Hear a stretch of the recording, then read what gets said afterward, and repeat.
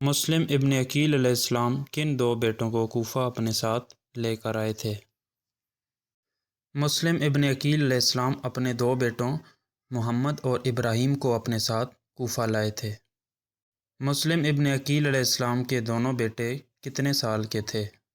محمد کی عمر صرف 8 سال تھی اور ابراہیم کی عمر 7 سال سے کم تھی۔ مسلم ابن عقیل علیہ السلام کی شہادت کے بعد ان کے بچوں کے ساتھ کیا سلوک کیا گیا؟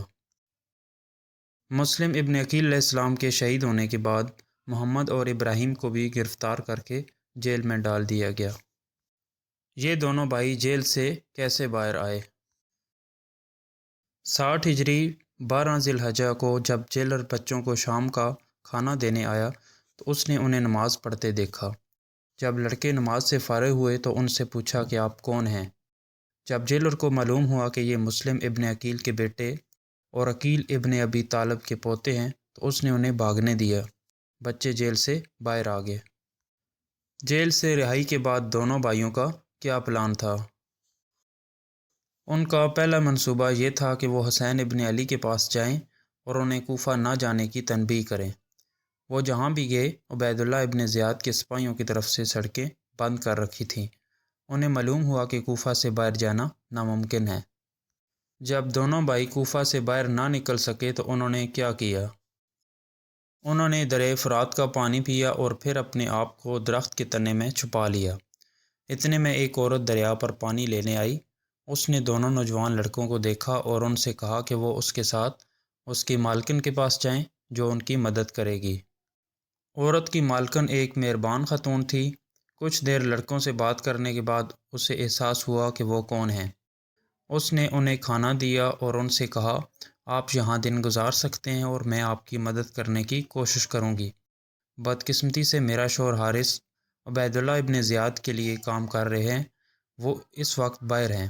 آپ فالتو کمرے میں آرام کر سکتے ہیں لیکن شور مت کرو ورنہ جب وہ واپس آئے گا تو اسے پتہ چل جائے گا کہ تم یہاں ہو۔ شام کو دونوں بچے اس خاتون کے گھر میں کیوں رونے لگے؟ شام کو محمد ابن مسلم اٹھا اور رونے لگا۔ ابراہیم ابن مسلم نے اس سے پوچھا کہ تم کیوں رو رہے ہو؟ محمد نے کہا کہ میں نے اپنے والد کو خواب میں دیکھا، وہ ہمیں پکار رہے تھے۔ وہ دونوں رونے لگے۔ حارث جو واپس آیا تھا اس نے بچوں کے رونے کی آواز سنی۔ اس نے دروازہ کھولا اور بچوں سے پوچھا کہ یہ کون ہے؟ جب معلوم ہوا کہ وہ مسلم ابن عقیل کے بیٹے ہیں تو اس نے دونوں لڑکوں کو ایک ستون سے باندھ دیا۔ حارث کی بیوی نے اسے روکنے کی کوشش کی لیکن اس نے اسے مارا۔ حارث اس انعام کو جمع کرنا چاہتا تھا جو عبید اللہ ابن زیاد نے بچوں کو پکڑنے والے کو دینا تھا۔ مسلم ابن عقیل علیہ السلام کے دونوں معصوم بچے کیسے شہید ہوئے؟ دونوں بچوں نے ساری رات ستون سے باندھ کر گزاری۔ صبح ہوتے ہی حارث انہیں گھسیٹ کر دریا کے کنارے لے گیا اور اپنی تلوار نکال لی۔ مسلم ابن عقیل علیہ السلام کے دونوں معصوم بچوں کو دریا فرات کے قریب بے دردی سے شہید کر دیا گیا۔